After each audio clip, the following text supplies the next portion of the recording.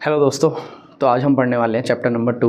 ठीक है, हमने लास्ट क्लास में शुरू कर दिया था यार। हमने लास्ट क्लास में पढ़ा था इंट्रोडक्शन का मतलब हमने चैप्टर नंबर 2 के सिर्फ एसिड और बेस के बारे में जाना था कि एसिड्स क्या होते हैं, बेसिस क्या होते हैं और थोड़ा बहुत सॉल्ट्स के बारे में। लेकिन हम सॉल्ट्स के बारे में बाद में डिटेल में पढ़ेंगे, इसलिए बात का टॉपिक है। तो हमने एसिड्स और बेसिस के बारे में पढ़ लिया था।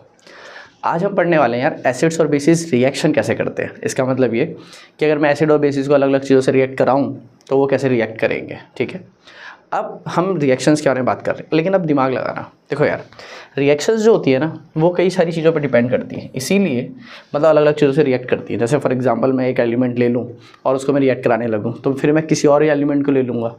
इसीलिए हम ज़्यादातर क्या यूज़ करते हैं, जनरल रिएक्शन यूज़ करते हैं। अब जनरल रिएक्शन क्या है समझो।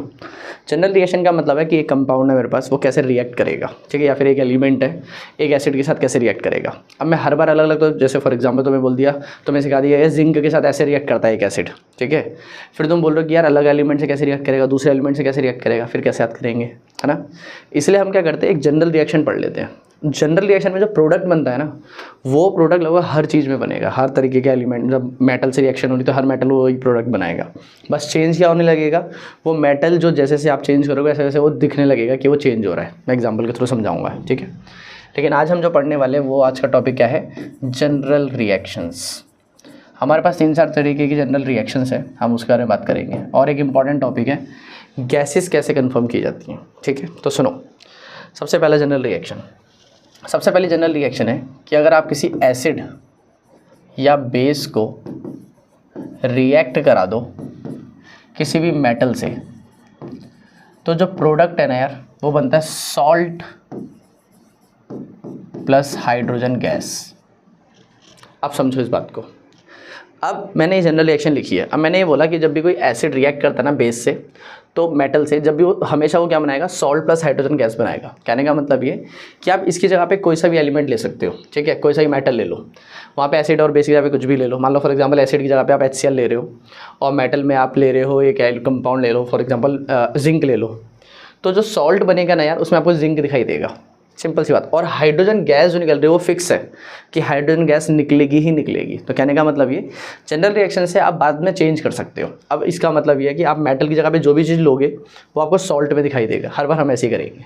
समझ में आया मैंने क्या बोला? मैं एग्जांपल के थ्रू समझाऊंगा अभी, लेकिन तुम्हें समझ में आ जाना चाहिए कि आप जो भी मेटल यहाँ पे जिंक ले रहे हो तो यहाँ पे जिंक दिखाई देगा, कॉपर ले रहे हो तो कॉपर दिखाई देगा, आयरन ले रहे हो तो आयरन दिखाई देगा। जो भी आप यहाँ पे मेटल लोगे वो आपको सॉल्ट में दिखाई देगा। ठीक है, इसका अंदर सॉल्ट चेंज होता जाएगा जैसे जैसे आप मेटल चेंज करोगे। लेकिन दूसरी बात ये है कि हाइड्रोजन गैस एज ए टीज निकलेगी जैसे पहले निकल रही थी।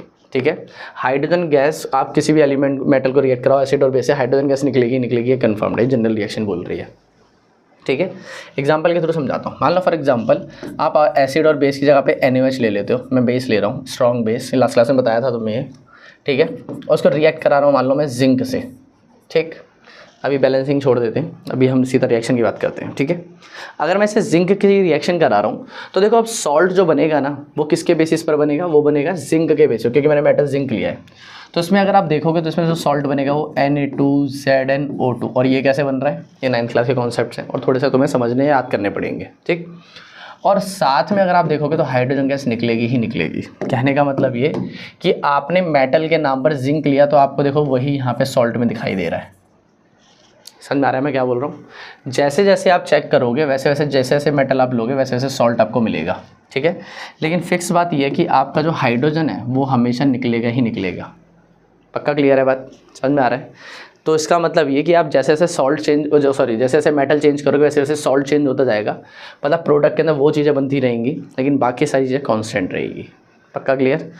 अब इस रिएक्शन में यहाँ पे अगर तुम ध्यान से देखोगे तो एसिड और बेस रिएक्ट कर रहा है तो मेटल प्लस मेटल्स के साथ तो सॉल्ट प्लस हाइड्रोजन गैस बन रही है, ख़त्म, इतना ही है। लेकिन यहाँ पे एक पॉइंट है कि हाइड्रोजन गैस, मान लो फॉर एग्जांपल मेरे पास एक टेस्ट ट्यूब है। ठीक है, मैंने इसके अंदर क्या डाला, मैंने इसके अंदर सबसे पहले डाल दिया जिंक। ठीक है, ऊपर से डाल दिया मैंने कोई एसिड या बेस, दोनों में रिएक्शन हुई, सॉल्ट बना। ठीक है, यहाँ पे जो बन रहा है, लेकिन वहाँ पे गैस निकल रही है। और जो गैस निकल रही है वो आपको कैसे पता कि हाइड्रोजन गैस है? भाई आपको कंफर्म करना पड़ेगा ना कि जो निकलने वाली गैस है वो हाइड्रोजन गैस ही है। तो इसको कंफर्म करने के लिए आप कैसे करोगे? तो इसको कंफर्म करने के लिए हम करते हैं कंफर्मेशन ऑफ अ गैस। ठीक है, कन्फर्मेशन ऑफ गैस, और यहाँ पे निकल रही है हाइड्रोजन। हाइड्रोजन गैस की जो कन्फर्मेशन है वो पता है क्या है? हाइड्रोजन गैस की कन्फर्मेशन है it produces pop sound. Hydrogen gas क्या करती है? पॉप साउंड प्रोड्यूस करती है in presence of burning candle. Burning candle अगर आप इसके सामने रख दो तो ये पॉप साउंड प्रोड्यूस करती है। फॉर एग्जांपल, जैसे ही आपने इसको रिएक्ट कराया तो मान लो यहाँ पे आपने जिंक डाल दिया है, ठीक है, जिंक आपने जैसे ही डाला और उसके अंदर आपने कोई एसिड या बेस डाला, तो जैसे कोई गैस निकलेगी वहाँ पे एक बर्निंग कैंडल लेके चल जाओ। जैसे आप एक बर्निंग कैंडल लेके जाओगे तो बर्निंग कैंडल वहाँ पे पॉप साउंड प्रोड्यूस करेगी, पट पट की आवाज़ प्रोड्यूस करेगी, है ना। तो इसका मतलब क्या है कि जो गैस निकल रही है वो पक्का हाइड्रोजन गैस है। और मान लो आप एक बर्निंग कैंडल लेके गए लेकिन पॉप साउंड प्रोड्यूस नहीं हुई, तब कौन सी गैस प्रोड्यूस हो रही है? तब कोई सी भी गैस प्रोड्यूस हो रही है, हमें नहीं पता कौन सी, लेकिन वो हाइड्रोजन नहीं है, ये कंफर्म है। क्लियर है बात? इस तरीके से हम देखते हैं कि ये चीज़ें कैसे रिएक्ट कर रही हैं। तो बताओ पहली जनरल रिएक्शन समझ में आई कि नहीं आई? तो पहली जनरल रिएक्शन क्या है? अगर आप किसी एसिड को या बेस को रिएक्ट कराओगे मेटल के साथ तो सॉल्ट प्लस हाइड्रोजन गैस निकल कर आएगी, और हाइड्रोजन गैस की कन्फर्मेशन है it produces pop sound in presence of burning candle. ये बात याद रखना, बर्निंग कैंडल होनी चाहिए, ऐसे नहीं कि कैंडल लेके जाओ, मैच स्टिक भी लेके जा सकते हो लेकिन बर्निंग होनी चाहिए, ठीक है, तभी पॉप साउंड प्रोड्यूस होगी। बताओ समझ में आया कि नहीं आया? ठीक, ये था पहला जनरल रिएक्शन, पक्का क्लियर है? अब हम चलते हैं सेकंड जनरल रिएक्शन की तरफ। ठीक, सेकंड जनरल रिएक्शन है कि अगर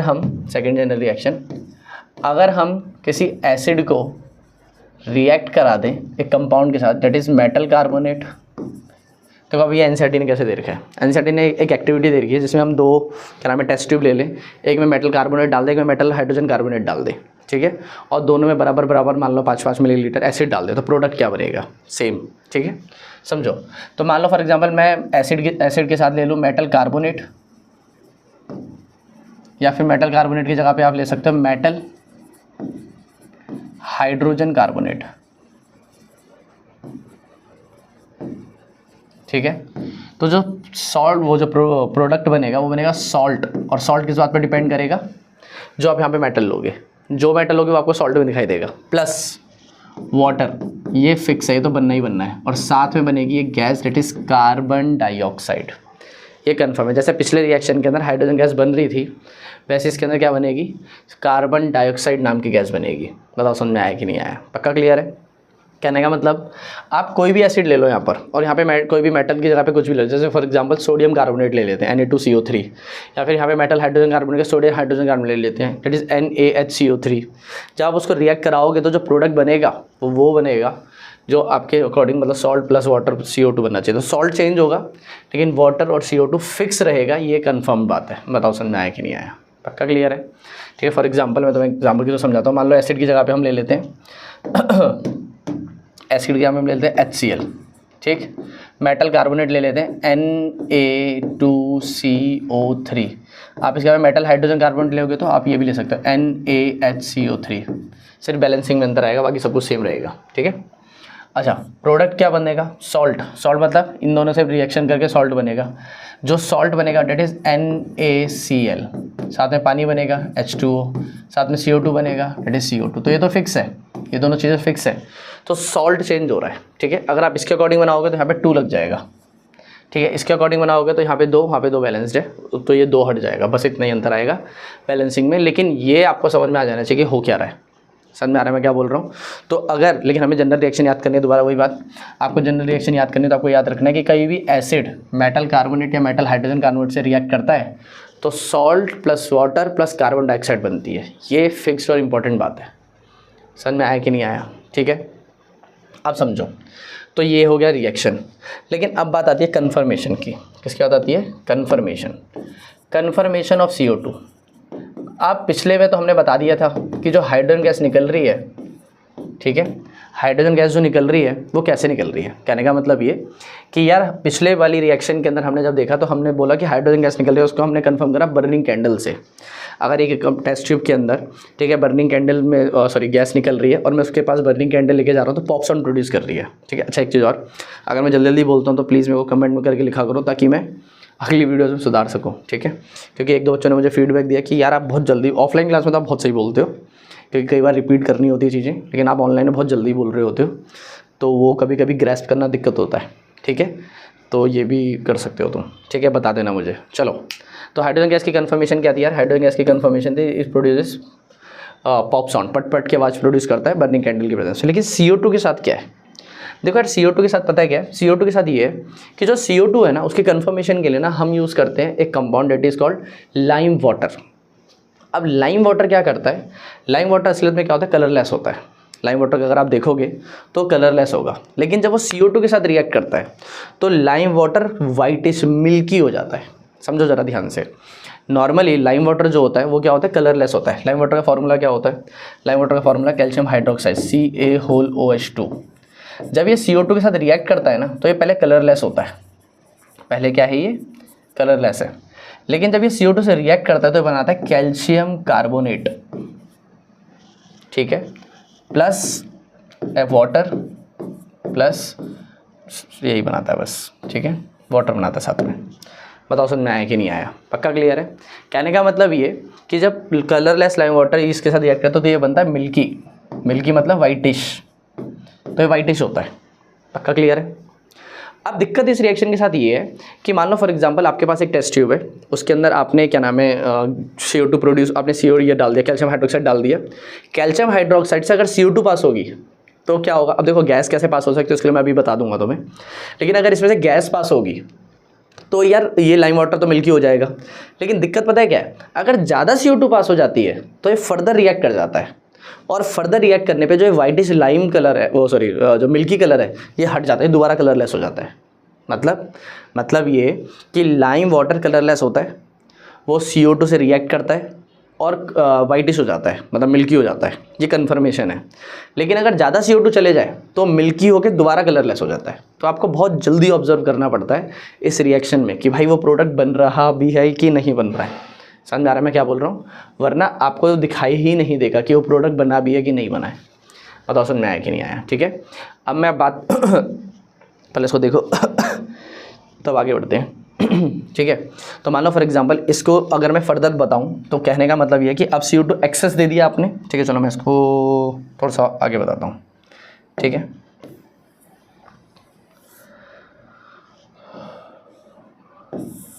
ठीक है, ये देखो मान लो ये है, ठीक है। अगर मैं इसको और ज़्यादा CO2 दे दूँ तो फर्दर मैं इसको क्या करूँ, फर्दर और CO2 दे दूँ, एक्सेस CO2 दे दूँ तो ये क्या करेगा, फर्दर रिएक्ट कर जाएगा।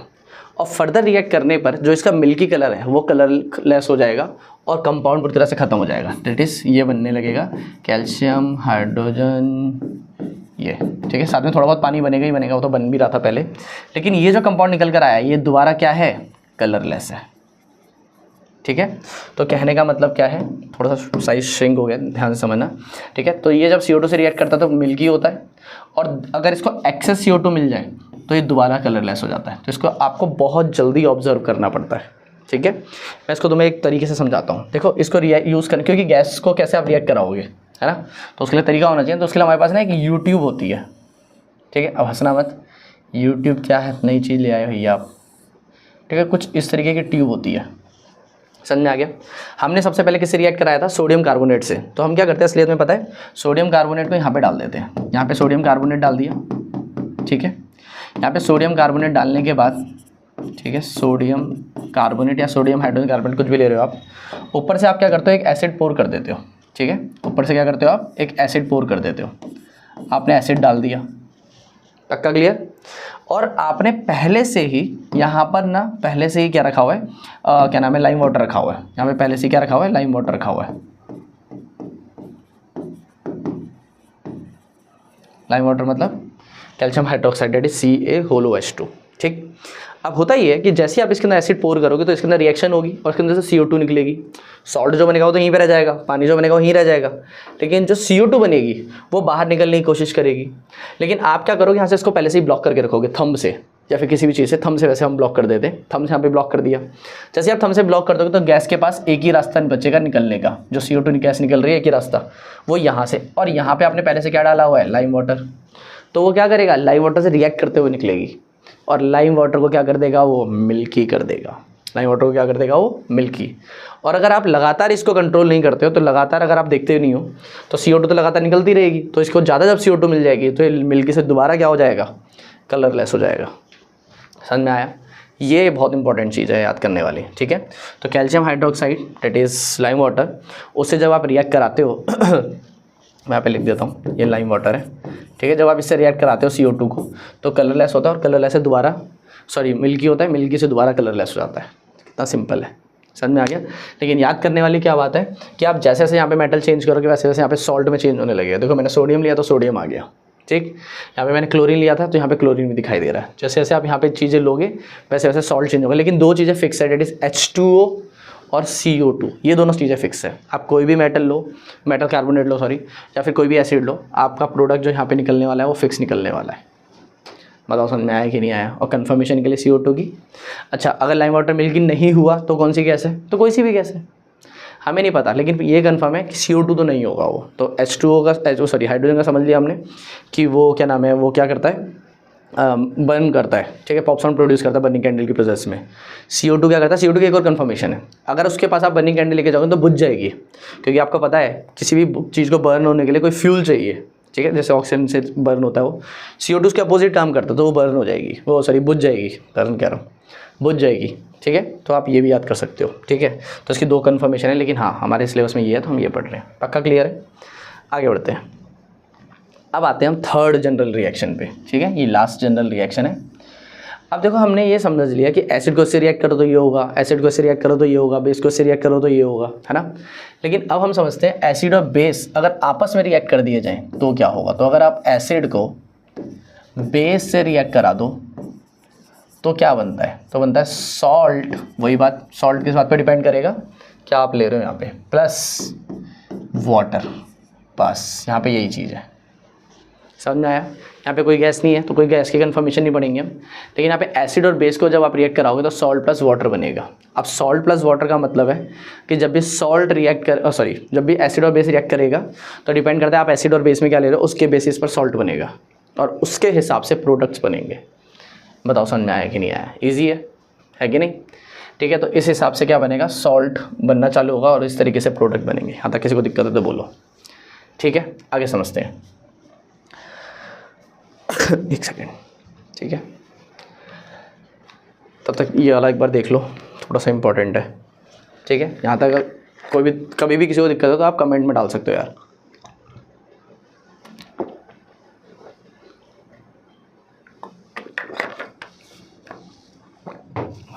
ठीक है, चलो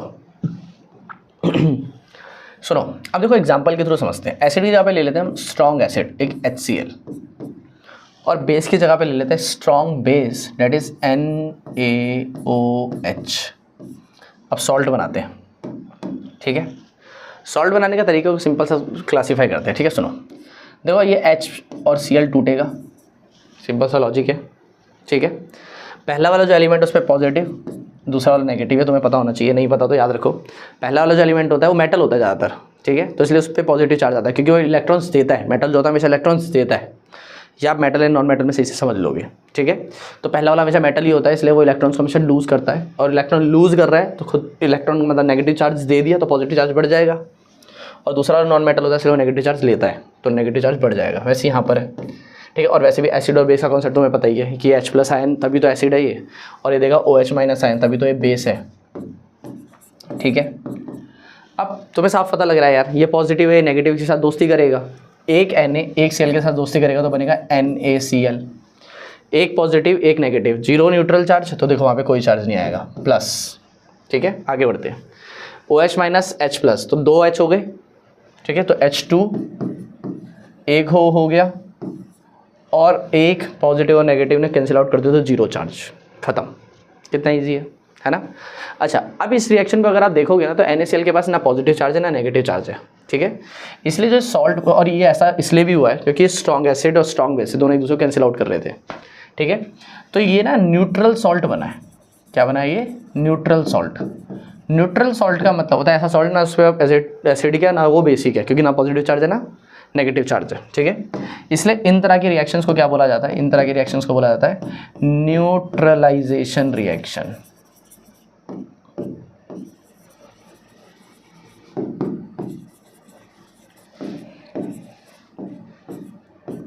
ठीक है, इनको क्या बोला जाता है, न्यूट्रलाइजेशन रिएक्शन। ठीक है, क्योंकि इसमें जो सॉल्ट बन रहा है बिल्कुल न्यूट्रल सॉल्ट, और बाकी जनरल रिएक्शन ये है ही।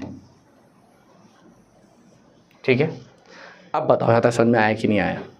ठीक है, तो कहने का मतलब ये कि हम जो बना रहे हैं वो है न्यूट्रल सॉल्ट। ठीक, अभी तक हमने क्या पढ़ा, जनरल रिएक्शन। तो देखो यार, लास्ट क्लास में आपने पढ़ा था कि एसिड और बेस कैसे बिहेव करते हैं, एसिड की क्या खासियत है, बेस की क्या खासियत है, एसिड कैसे बिहेव करता है, बेस कैसे बिहेव करता है। ठीक है, तो हमने लास्ट क्लास में पढ़ लिया। अब हम पढ़ते हैं जनरल रिएक्शन कि एसिड और बेस को अगर मैं अलग अलग चीज़ों से रिएक्ट कराऊँ तो वो कैसे रिएक्ट करेंगे। तो सबसे पहला पॉइंट, अगर आप एसिड को रिएक्ट कराओगे किसी मेटल से तो वो सॉल्ट प्लस हाइड्रोजन गैस बनाएगा। सॉल्ट इस बात पर डिपेंड करता है कि आप कौन सा सॉल्ट ले रहे हो, कौन सा केमिकल ले रहे हो। जो आप मेटल या नॉन मेटल लोगे वो आपको सॉल्ट में दिखाई देगा।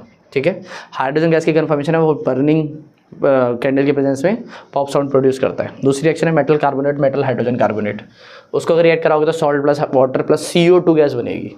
ठीक, थर्ड पॉइंट, अगर आप एसिड और बेस को रिएक्ट करा रहे हो, अच्छा ये भी एक बार समझ लो। ठीक है, तो ये यूट्यूब, इसको कहते हैं यूट्यूब वाला, यूट्यूब नहीं है ये वाला यूट्यूब है।